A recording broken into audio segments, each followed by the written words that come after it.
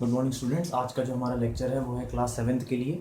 और आज हम एक नया चैप्टर शुरू करेंगे। ये आपकी बुक का 4th चैप्टर है और इसका नाम है रैशनल नंबर। सो अब आपको आज हम नया चैप्टर शुरू करेंगे। सो रैशनल नंबर्स क्या होता है, सबसे पहले ध्यान रखिए, जो भी नंबर हमको P अपॉन Q के फॉर्म में दिए हुए, यानी कि एक फ्रैक्शन के फॉर्म में दिए हुए हों, वो एक रैशनल नंबर होते हैं। जैसे कि अगर मैं एग्जांपल के फॉर्म में लूँ, जैसे कि मैंने लिया 1/2, 3/4, 7/6। सो इस तरीके के जितने भी नंबर होंगे जो इस फॉर्म में होंगे, इसको हम कहते हैं रैशनल नंबर। अब रैशनल नंबर क्या होता है, इनकी जो अलग अलग जो इनके टर्म्स हैं, जो नंबर, जैसे कि मैं कहूँ कि मेरे पास ये नंबर है, मैंने कहा कि मेरे पास 1/2 है। सो जो नंबर ऊपर होता है, जो नंबर लाइन के ऊपर है, इसको हम कहते हैं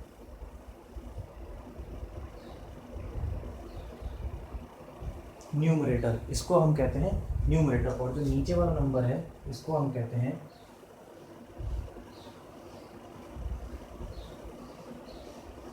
डिनोमिनेटर। ध्यान रखिए आप हमेशा कि जो नंबर ऊपर है, लाइन के ऊपर जो नंबर है, उसको हम कहते हैं न्यूमरेटर, और जो लाइन के नीचे है वो नंबर होता है डिनोमिनेटर। और जो ये बीच में जो लाइन होती है, इसको हम कहते हैं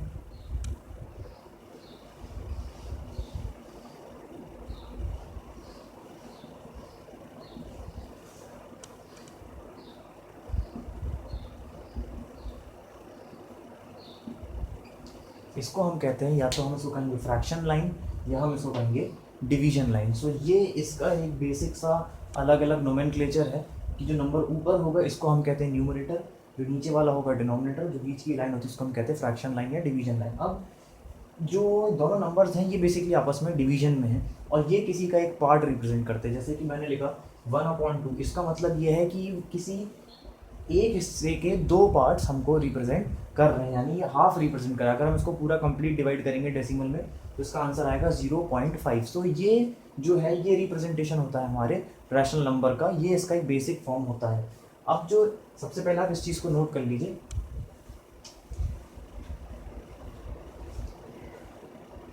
जो रैशनल नंबर की सबसे इंपॉर्टेंट चीज़ होती है वो ये होती है कि जो इसका डिनोमिनेटर है, जैसे कि अगर मैंने लिखा 3/4, तो हमेशा जो ये जो डिनोमिनेटर है ये हमेशा ज़ीरो से बड़ा होगा। ये हमेशा ज़ीरो से बड़ा होगा, हमेशा। ये कभी भी ज़ीरो या ज़ीरो से कम नहीं हो सकता। Denominator is always greater than zero, हमेशा आप याद रखिए। और इसका जो रिप्रेजेंटेशन होता है वो होता है P/Q के फॉर्म में, यानी कि P/Q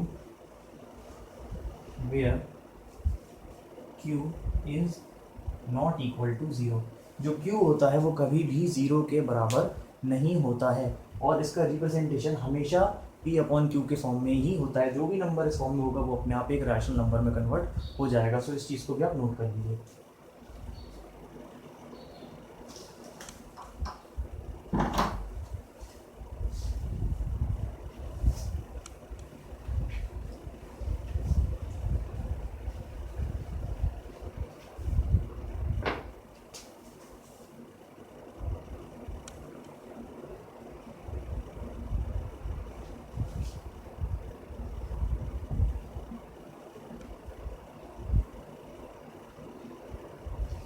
अब आता है सबसे पहला टॉपिक जो है पॉजिटिव रैशनल नंबर। अब पॉजिटिव रैशनल नंबर क्या होते हैं, देखिए जैसे अगर मैंने लिखा कि 6/7, ये P/Q के फॉर्म में भी है और इसका जो डिनोमिनेटर है वो ग्रेटर देन 0 है। अब इसको हमको ये बताना है कि ये पॉजिटिव है कि नहीं। तो देखिए पॉजिटिव मतलब क्या होगा, जिसमें कि न्यूमरेटर यानी कि जो 6 है, अगर ये पॉजिटिव है, अगर इसके आगे कोई भी साइन नहीं लगा है, मतलब ये पॉजिटिव है। अगर मैं इसके आगे माइनस का साइन लगा दूँ, अब ये नेगेटिव हो जाएगा। हमने पॉजिटिव और नेगेटिव इंटीजर्स पढ़े हैं, उसी तरीके से पॉजिटिव रैशनल नंबर और नेगेटिव रैशनल नंबर होते हैं। सो पॉजिटिव रैशनल नंबर वो होते हैं जिनके न्यूमरेटर के आगे कुछ भी नहीं लगा होता है, इसके आगे कोई भी साइन नहीं है। इसका मतलब ये जो पूरा नंबर है, ये पूरा का पूरा एक पॉजिटिव रैशनल नंबर है। तो ये होता है पॉजिटिव रैशनल नंबर का मतलब साइन कि हम पता कैसे करेंगे। जैसे कि हम और नंबर लिखें, जैसे कि हम लिखें 2/3, 5/6, इस तरीके से हम जितने भी नंबर लिखें। अब आप देखिए कि इनके आगे कोई भी साइन नहीं है, जिनके आगे कोई भी साइन नहीं, इसका मतलब कि बाय डिफ़ॉल्ट अपने आप पॉजिटिव रैशनल नंबर्स ये हैं।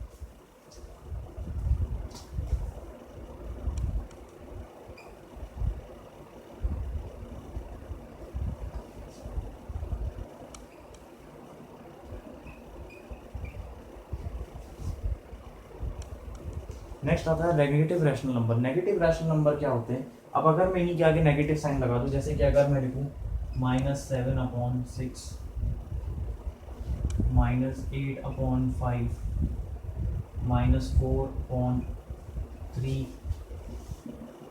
सो अब आप इनमें देखिए कि इनमें सबके आगे एक माइनस का साइन लगा है। सो माइनस का साइन का मतलब ही ये है कि ये नंबर जो है ये नेगेटिव में है। अब आप एक बात ध्यान रखिए कि जो आंसर में जो हमारे पास जो न्यूमरेटर है इसी के आगे माइनस का साइन लगा। आप देखिए कि हमारे पास डिनोमिनेटर में माइनस का साइन नहीं लगा, क्योंकि हम माइनस में डिनोमिनेटर को हम नहीं लेते हैं।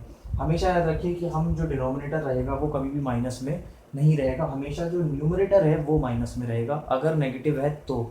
अगर नहीं है, पूरा इंटीजर पॉजिटिव है तो पॉजिटिव रहेगा, अगर उसमें नेगेटिव पार्ट है तो वो भी न्यूमरेटर तक ही लिमिटेड रहता है, वो डिनोमिनेटर में नहीं जाएगा। यहाँ तो पॉजिटिव है तो हम यहाँ का केस नहीं लेंगे, लेकिन यहाँ पे अगर डिनोमिनेटर में माइनस का साइन आ जाता है तो वो ऊपर चला जाएगा और वो नंबर न्यूमरेटर में ही माइनस को शो करेगा, डिनोमिनेटर में नहीं करेगा। सो ये हमारे पॉजिटिव रैशनल नंबर और नेगेटिव के एग्जांपल्स हैं, इनको आप नोट कर लीजिए।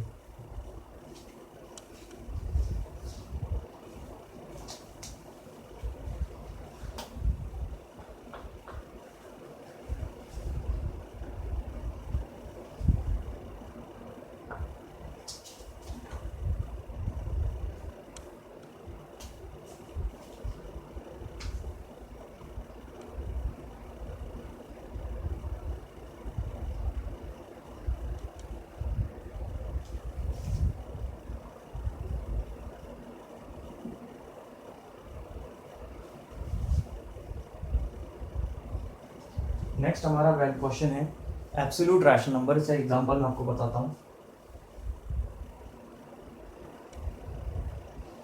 क्वेश्चन आपको इस तरीके से दिया रहेगा कि आपको एक नंबर दे दिया जाएगा, एक रैशनल नंबर, जैसे कि यहाँ पे आपको स्क्रीन बोर्ड पे दिख रहा होगा कि 3/7। अब 3/7 का हमको इसको एब्सोल्यूट लगाना है, तो हम इसको मोड में लेके जाएंगे। अब मोड क्या होता है वो मैं आपको बता देता हूँ।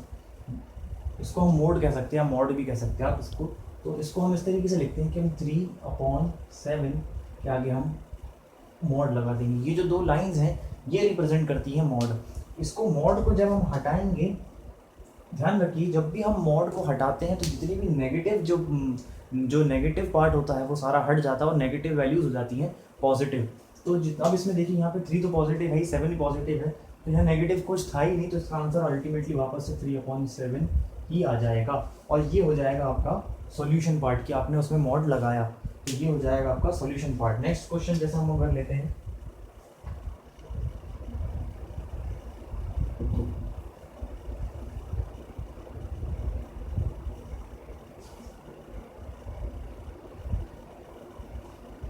अब जो हमारा क्वेश्चन है वो है -11/13।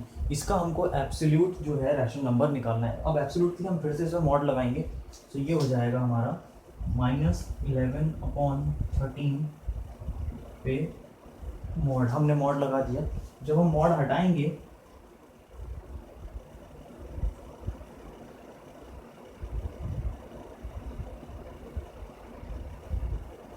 अब जब हम मॉड हटाएंगे तो आप देखिए कि इसका जो नेगेटिव साइन था वो हट गया। तो इस तरीके से हम किसी भी एब्सोल्यूट रैशनल नंबर को कैलकुलेट करते हैं। तो ये हो जाएगा हमारा आंसर और ये हो जाएगा हमारा सॉल्यूशन। और इसको जो हम कहते हैं, ये जो है इसको हम कहते हैं, सो ये हमारा एक टॉपिक था, इसको ये इसका एग्जांपल है, इसको आप नोट कर लीजिए।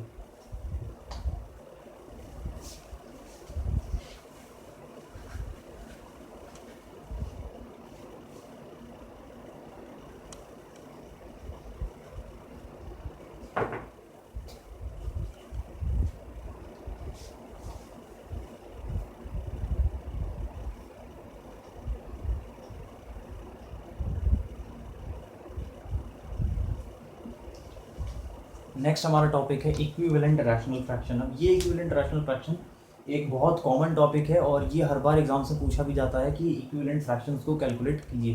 तो अब इक्विवेलेंट फ्रैक्शन कैसे होते हैं मैं आपको समझाता हूँ एग्जांपल से। जैसे कि हमारा पहला एग्जांपल है 3/2। ये हमारा एक छोटा सा एक एग्जांपल है 3/2। अब इसके हमको इक्विवेलेंट फ्रैक्शन निकालने। इक्विवेलेंट फ्रैक्शन हम कैसे निकालते हैं, हम इसके न्यूमरेटर और डिनोमिनेटर में एक ही नंबर को मल्टीप्लाई करते हैं, तो उससे क्या होगा, हम इस नंबर के कई मल्टीपल्स निकाल लेंगे। जब भी हम जितने हम मल्टीपल्स निकालेंगे, अगर हम उनको वापस से डिवाइड करते हैं तो इतना ही आंसर वापस से आ जाएगा। देखिए आपको करके बताता हूँ। जैसे कि हम सबसे पहला नंबर से मल्टीप्लाई करते हैं 2, तो जो नंबर हम ऊपर करेंगे वही नंबर हम नीचे करेंगे। सो ऊपर हमने अगर करा 2, नीचे भी 2, तो ये हो जाएगा 3 2 6 और 2 2 4। तो जो पहला आंसर हो गया वो हो गया हमारा 6/4। नेक्स्ट हम निकालेंगे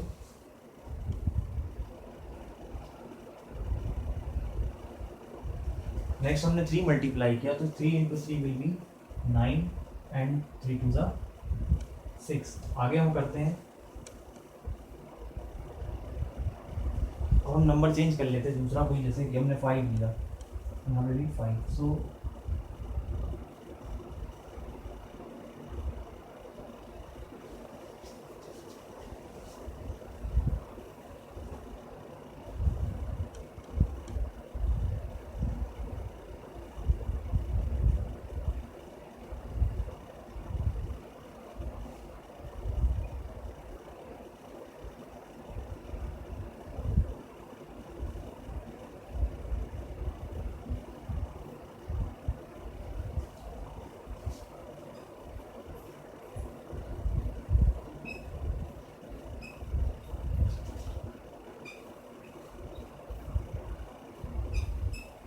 सो अब आप देखिए कि हमने ये जितने नंबर्स निकले हैं, जैसे कि ये ये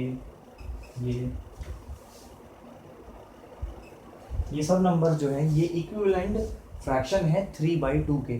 जैसे देखिए कि हमने सबसे पहले 2 कर तो 6/4, 3 कर तो 9/6, 5 कर तो 15/10, 6 किया तो 18/12, 8 किया तो 24/16 और 9 किया तो 27/18। सो ये जो है ये सारे इक्विवेलेंट फ्रैक्शन है। अब हम कैसे कहेंगे कि इक्विवेलेंट फ्रैक्शन है, अगर हम इनको डिवाइड करें, जैसे कि अगर हमारे पास हम डिवाइड करें इसको, तो हम इसको वापस से डिवाइड करेंगे तो ये हो जाएगा 3 2 6 और ये हो जाएगा 3 3 9। तो वापस 3/2 बन गया। इसका मतलब इसकी वैल्यू और इस नंबर की वैल्यू बराबर है। हम इसको डिवाइड करेंगे तो ये बन जाएगा 5 2 10 एंड 5 3 15। तो ये भी 3/2 बन गया। इस तरीके से हमने जितने भी इक्विवेलेंट फ्रैक्शन निकाले हैं ये सब के सब, इनको जब हम वापस डिवाइड करेंगे तो वापस 3/2 ये बन जाएंगे। तो इन सब की वैल्यू जो है वो करीब, ये सब की वैल्यू जो है वो इक्वल वैल्यू है। तो इसको हम कहते हैं इक्विवेलेंट फ्रैक्शन। ये ऐसा एग्जाम्पल है, आप इसको नोट कर लीजिए।